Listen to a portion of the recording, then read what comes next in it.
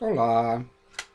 No estudo da obra de Kardec, estamos no Livro dos Espíritos, na terceira parte deste livro, que traz as leis morais. E vamos iniciar neste vídeo, hoje, a respeito da lei da igualdade. São três questões estudadas pelo Chico e seu grupo na final da década de 1950, e neste estudo, além das respostas da espiritualidade superior, temos algumas mensagens de Emmanuel no livro O Religião dos Espíritos, que nos esclarecem estas lições, principalmente no momento da qual nós atravessamos neste limiar de nova era. Então, a primeira questão estudada aqui, na Lei da Igualdade, é a questão 807, onde Kardec pergunta o seguinte: que pensar daqueles que abusam da superioridade de sua posição social para oprimir o fraco em seu proveito? A resposta: estes merecem o anátema. Ai deles, serão oprimidos ao seu turno e renascerão numa existência que sofrerão tudo o que fizeram sofrer. Aí ela ainda reporta essa questão, a questão 684, que está também na Lei do Trabalho, semelhante àquela pergunta. Kardec diz o seguinte: que pensar daqueles que abusam da sua autoridade para impor aos seus inferiores um excesso de trabalho? É uma das piores ações, respondem os espíritos. Todo homem que tem o poder de comandar é responsável pelo excesso de trabalho que impõe a seus subalternos, porque ele transgride a lei de Deus. E reporta ainda a questão 273, que trata da segunda parte do livro dos Espíritos, onde nessa questão Kardec pergunta: um homem pertencente a uma raça civilizada, por expiação, poderia encarnar numa raça selvagem? Sim, dizem os espíritos, mas isso depende do gênero da expiação. Um senhor que foi duro para com os seus escravos poderá vir a ser escravo em seu turno e sofrer os maus tratos que fez suportar. Aquele que um dia comandou pode, numa nova existência, obedecer àqueles mesmos que se curvaram à sua vontade. É uma expiação se ele abusou do seu poder e Deus pode impor-lhe. Um espírito pode também, para ajudar-lhes o progresso, escolher uma existência influente entre esses povos, e então aí pode ser também uma missão. Veja que toda e qualquer desregramento nosso perante as leis da natureza, as leis de Deus, as leis divinas, né? Quando nós não conseguimos entendê-las, nós somos encaminhados a experiências terrestres que nos façam ver que pimenta nos olhos dos outros também arde. Se nós não entendemos isso, nós, por nossa vez, vamos exercer a mesma experiência para termos o entendimento e a compreensão de tratarmos os nossos semelhantes da forma que nós de fato gostaríamos, ou seja, sermos sempre bem tratados, né? Não são castigos de Deus, mas são correções de atitudes e desvios de nossos mandos por egoísmo e por orgulho e vaidades nossas mesmas, né? A respeito dessa questão 807, Emmanuel, no livro Religião dos Espíritos, que trata exatamente das mensagens das questões estudadas pelo Chico em seu grupo, e essa foi estudada no dia 13 de abril de 1959, na qual Emmanuel intitula Na Terra e no Além. Interessado em desfrutar vantagens transitórias no imediatismo da existência terrestre, quase sempre o homem aspira à galhardia de apresentação e aporte distinto, elegância e domínio no quadro social. em que se expressa. Entretanto, conduzido à esfera superior pela influência renovadora da morte, identifica as próprias deficiências na tela dos compromissos inconfessáveis, a que se junge e implora da providência divina determinados favores na reencarnação, que envolve de perto o o suspirado aprimoramento para a vida maior. Veja que não há de fato castigo, porque quando o próprio espírito adquire esta sua consciência, ele mesmo clama pela oportunidade de resgate de seus erros passados, para que ele possa de fato poder evoluir e com maior entendimento do sofrimento de seus irmãos. E aí, nesta lição, Emmanuel vai nos trazer um relato das diversas situações de desvios de comportamento aqui na Terra e da solicitação destes mesmos espíritos em encarnação futura para resgatar os seus próprios débitos e entrar na estrada da corrigenda. É assim que cientistas famosos, a emergirem da crueldade, rogam encarceramento na idiotia. Políticos hábeis que abusaram das coletividades a que deviam proteção e defesa suplicam inibições cerebrais que os recolham a precioso ostracismo. Administradores dos bens públicos que não hesitaram em esvaziar os cofres do povo a favor da economia particular solicitam raciocínio obtuso que lhes entrave a sagacidade para o furto aparentemente ilegal. Criminosos que brandiram armas contra os semelhantes requisitam braços mutilados, assinando aflitivas sentenças contra si próprios. Suicidas que menosprezaram as concessões do Senhor, atendendo a deploráveis caprichos, recorrem a organismos quebrados ou violentados no berço para repararem as faltas cometidas contra si mesmos. Tribunos da desordem pedem os embaraços da gaguez, artistas que se aviltaram arrastando emoções alheias às monstruosidades da sombra, invocam a internação na cegueira física. Caluniadores eminentes que não vacilaram do insulto ao próximo requerem o martírio silencioso dos surdos mudos.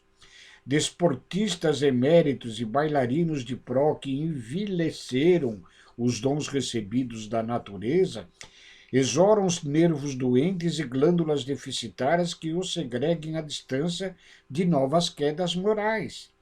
Traidores que expuseram corações respeitáveis no pelourinho da injúria demandam a própria detenção no catre dos paralíticos. Mulheres que desertaram da excelsa missão feminina a se prostituírem na preguiça e na delinquência solicitam moléstias ocultas que lhes impeçam a expansão do sentimento enfermiço. E expoentes da beleza e da graça que corromperam a perfeição corpórea, convertendo-a em motivo para transgressões lamentáveis, requestam longos estágios em quadros penfigosos que lhes desfigurem a forma de modo a espiarem nas chagas da presença inquietante as culpas luminosas que lhes agoniam os pensamentos. Vejo que a situação de todos aqueles que transgrediram por egoísmo, por orgulho, por preguiça, por vaidade, as facilidades que tiveram em vida terrena pregressa, ao demandarem no plano do além, entendendo as suas necessidades evolutivas, imploram, não solicitam, rogam a Deus Nosso Senhor para que lhes permita uma existência de restrições para que se possa resgatar e entrar na estrada da evolução. Nós, muitas vezes, no próprio meio espírita, né, ao vermos irmãos nossos semelhantes nestas situações de paraplegia, tetraplegia, cegueira, surdez, mudos, deficientes de todas as formas, doentes crônicos, né, muitas vezes nós temos um pensamento fora da caridade, dizendo que se assim estão é porque assim mereceram, quando na realidade estes espíritos, na espiritualidade superior, com o adiantamento dos seus conhecimentos, eles adquiriram este saber e pediram permissão para poderem resgatar em delitos anteriores. São espíritos mais esclarecidos que almejam evoluir. Então não tenhamos nenhum pensamento contrário à caridade com estes irmãos que ombreiam conosco esta existência, nestas condições penosas, mas porque talvez eles, assim, acima de nós mesmos, já encontraram o caminho do resgate para a estrada da evolução. E nesta lição, Emmanuel ainda encerra esse trecho dizendo assim, exortando-nos: ajudai-vos assim, buscando no auxílio constante aos outros o pagamento facilitado das dívidas do pretérito, porquanto amanhã sereis na espiritualidade as consciências que hoje somos, abertas à fiscalização da verdade, com a obrigação de conhecer em nós mesmos a ulceração da treva e a carência da luz. Então não recriminemos ninguém, quem quer que seja, porque talvez estes irmãos, já mais esclarecidos, além de nós mesmos, já se encontram na posição de colocar o pé na estrada da evolução. E, continuando ainda nesta terceira parte do Livro dos Espíritos, na Lei de Igualdade, na questão 816, estudada pelo Chico, Kardec pergunta o seguinte: se o rico sofre mais tentações, não dispõe também de maiores meios para fazer o bem? Ao que os espíritos respondem: é justamente o que ele sempre não faz. Ele se torna egoísta, orgulhoso e insaciável. Suas necessidades aumentam com sua oportunidade e crê não haver jamais o bastante só para ele. Aí Kardec faz um arrazoado depois dessa resposta. A posição elevada neste mundo e a autoridade sobre seus semelhantes são provas de tão grandes e tão difíceis quanto a miséria, porque quanto mais se é rico e poderoso, mais se tem obrigações a cumprir. E maiores são os meios para se fazer o bem e também o mal. Deus experimenta o pobre pela resignação e o rico pelo uso que faz de seus bens e do seu poder. A riqueza e o poder fazem nascer as paixões que nos ligam à matéria e nos afastam da perfeição espiritual. Por isso Jesus disse, abre aspas, eu vos digo, em verdade é mais fácil a um camelo passar pelo buraco de uma agulha que um rico entrar no reino dos céus. Fecha aspas. E esta questão também, Kardec remonta à questão 266,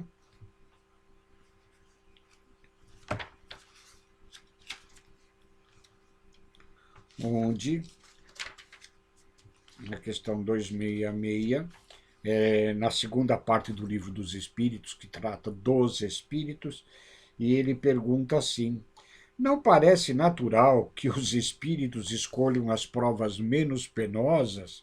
E a resposta: para vós, sim, mas para o espírito não. Quando ele se liberta da matéria, a ilusão desaparece e ele pensa de outra maneira. Esta é a nossa realidade no plano dos espíritos. Enquanto encarnados, a nossa mente fica como que embotada, reduzida na sua capacidade de discernimento. Até porque é como o fechar dos livros no dia da prova dos alunos aqui na Terra, quando, depois de o professor, durante o ano todo, ensinar as lições, e para saber se os alunos estão aptos a novos conhecimentos na série seguinte, fecham os cadernos, os livros e fazem a prova. Esta é a nossa situação aqui na Terra. que é um planeta de provas e expiações.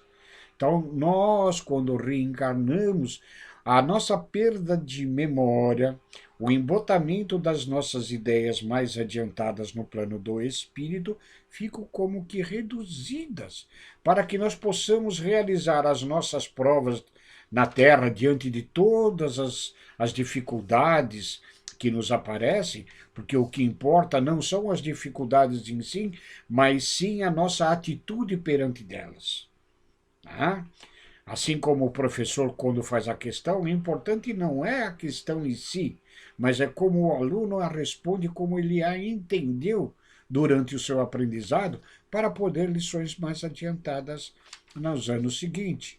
Nós, espíritos, a cada encarnação, tentamos evoluir, mas para isto é necessário que os ensinamentos nesta existência tenham sido aprendidos e apreendidos. A respeito desta questão,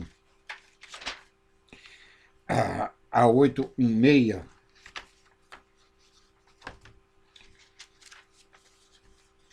Emmanuel, quando Kardec pergunta sobre se os homens ricos não teriam mais meios de fazer o bem, sim, mas o egoísmo e a vaidade não deixam.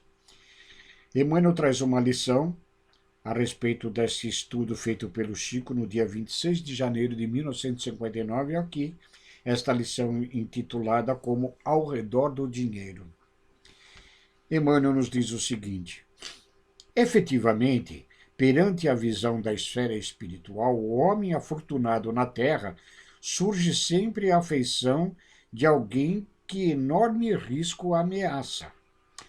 Operários da evolução a quem se confiou a mordomia do ouro, aqueles que detêm a finança comum afiguram-se nos companheiros constantemente afrontados pelas perspectivas do desastre eminente, assim como os responsáveis pela condução da energia elétrica em contato com os agentes de alta tensão ou ainda como os especialistas do laboratório, quando impelidos a manusear certa classe de vírus ou de venenos com vistas à preservação e ao benefício do povo. Considerando, porém, as inconveniências e as desvantagens que assinalam a luta dos que foram chamados a transportar semelhantes cruzes amoedadas, é forçoso convir que o coração voltado para Jesus pode sustentar-se neste círculo de incessantes inquietações na tarefa sublime da paz e da luz, da ascensão e da liberdade. Isso porque, se o dinheiro nas garras da usura pode agravar os flagícios da orfandade e os tormentos da viuvez, nas mãos justas do bem converte o pauperismo em trabalho e o sofrimento em educação. Depende do foco que se coloca. Aquele que detém a riqueza amoedada, ele pode infligir o sofrimento ou soerguer todos aqueles irmãos que se encontram na penúria. Se a riqueza entesourada, sem o lucro de todo, que pode gerar o colapso do progresso, o centavo movimentado ao impulso da caridade é o avivamento do amor na terra, por transformar-se a cada minuto no remédio ao enfermo necessitado, no livro renovador das vítimas do desânimo, no teto endereçado aos que vagueiam sem rumo e na gota de leite que tonifica o corpo subnutrido da criancinha sem lar. Ninguém tema desse modo a grave responsabilidade da posse efêmera entre as criaturas humanas, mas que toda a propriedade seja por nós recebida como empréstimo santo, cujos benefícios é preciso estender em proveito geral, atentos à lei de que a felicidade só é verdadeira felicidade quando respira na construção da felicidade devida aos outros. Tudo que aqui possuímos não nos pertence na realidade, é para usufruto, e que esta posse efêmera dos bens que nós dispomos, possamos utilizá-la também em benefício do nosso semelhante. Esta é a forma de fazermos com que o nosso entendimento espiritual cresça e faça com que nós sublimamos as nossas atitudes. E Emmanuel termina da seguinte forma: assim, pois, compreendemos com a segurança da lógica e com a harmonia da sensatez que, em verdade, não se pode servir nem a Deus e nem a Mamon ao mesmo tempo, mas que é nossa obrigação das mais simples colocar Mamon a serviço de Deus. Ou seja, as nossas posses, utilizemo-las em benefício de todos que nos cruzem o caminho. E para terminarmos este vídeo de hoje, nós temos a questão estudada pelo Chico, na questão 817, que trata agora da igualdade de direitos do homem e da mulher, onde Kardec lhe pergunta aos espíritos superiores o seguinte: diante de Deus, o homem e a mulher são iguais e têm os mesmos direitos? Deus não deu a ambos a inteligência do bem e do mal e a faculdade de progredir? A respeito dessa questão, hoje nós temos o conhecimento de que o espírito criado, o ser que evolui, ele não foi criado nem homem e nem mulher. Essa distinção é dada pelo corpo físico ou ainda pelo corpo perispiritual, na zona circunvizinha ao nosso globo terrestre, mas que o espírito em si, ele não é detentor de sexo masculino nem detentor de sexo feminino. Tanto é porque o espírito não cria novos espíritos, ele não gera pelos órgãos sexuais espíritos. Os espíritos são criações de Deus, que cria para a eternidade. Assim, pois, as definições masculina e feminina são da ordem terrena para a geração de novos corpos nos quais os espíritos encarnam e reencarnam. Esta é a realidade. Porém, nós que estamos em processos evolutivos, inclusive nas zonas espirituais que envolvem o nosso planeta, nós ainda permanecemos com estas condições de identidade mais masculinas e de identidades mais femininas. No entanto, nós, ao longo do nosso processo evolutivo, quando muitas vezes neste ou naquele corpo definitivo do gênero a que pertencíamos, nós talvez tenhamos abusados e deles fizemos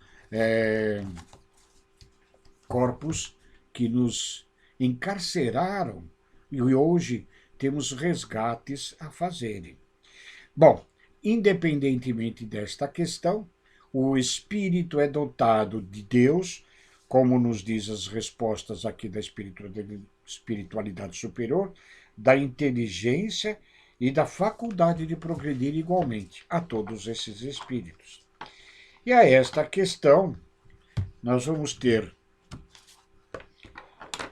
com Emmanuel, na lição A Mulher ante o Cristo, uma mensagem a respeito dessa questão, estudada no dia 3 de agosto de 1959, pelo Chico, lá em seu grupo em Minas Gerais. Diz-no Emmanuel: toda vez nos disponhamos a considerar a mulher em plano inferior, lembremo-nos dela ao tempo de Jesus. Há 20 séculos, com exceção das patrícias do Império, quase todas as companheiras do povo, na maioria das circunstâncias, sofriam extrema abjeção, convertidas em alimárias de carga, quando não fossem vendidas em asta pública. Tocadas, porém, pelo verbo renovador do Divino Mestre, ninguém respondeu com tanta lealdade e veemência aos apelos celestiais. Foram elas que mais se prontificaram às respostas do Evangelho de Nosso Senhor. Entre as que haviam descido aos vales da perturbação e da sombra, encontramos em Madalena o mais alto testemunho de seu erguimento moral das trevas para a luz. E entre as que se mantinham no monte do equilíbrio doméstico, surpreendemos em Joana de Cusa o mais nobre expoente do concurso e fidelidade. Atraídas pelo amor puro, conduziam à presença do Senhor os aflitos e os mutilados, os doentes e as crianças. E, embora não lhe integrassem o círculo apostólico, foram elas, representadas nas filhas anônimas de Jerusalém, as únicas demonstrações de solidariedade espontânea que o visitaram desassombradamente sobre a cruz do martírio, quando os próprios discípulos debandavam. Mais tarde, junto aos continuadores da Boa Nova, sustentaram-se no mesmo nível de elevação e de entendimento. Dorcas, a costureira jopeense, depois de amparada por Simão Pedro, fez-se mais ativa colaboradora da assistência aos infortunados, lá na Casa do Caminho. Febe é a mensageira da epístola de Paulo de Tarso aos Romanos. Lídia, em Filipos, é a primeira mulher com suficiente coragem para transformar a própria casa em santuário do Evangelho nascituro. Lembramos-nos de que quando Paulo começou a fundar as comunidades cristãs nas suas viagens, muitas vezes o faziam em sinagogas, mas quando não tinha esta possibilidade, estas mulheres cediam o próprio lar para a constituição da comunidade cristã nascente. Lloyd e Eunice, parentas de Timóteo, eram padrões morais da fé viva. Entretanto, ainda que semelhantes heroínas não tivessem de fato existido, não podemos olvidar que um dia, buscando alguém no mundo para exercer a necessária tutela sobre a vida e vinda preciosa do embaixador divino, o supremo poder do universo, não hesitou, o supremo poder do universo não hesitou em recorrer à abnegada mulher escondida num lar apagado e simples. Humilde, ocultava a experiência dos sábios, frágil como o lírio, trazia consigo a resistência do diamante. Pobre entre os pobres, carreava na própria virtude os tesouros incorruptíveis do coração. E desvalida entre os homens, era grande e prestigiosa perante Deus. Eis o motivo pelo qual, sempre que o raciocínio nos induz a ponderar quanto à glória do Cristo, recordando na terra a grandeza de nossas próprias mães, nós nos inclinaremos reconhecidos e reverentes ante a luz imercetível da estrela de Nazaré, Maria, a nossa mãe espiritual. Era esse hoje o estudo do Livro dos Espíritos. Fiquem com Deus, muito obrigado e um beijo a todos.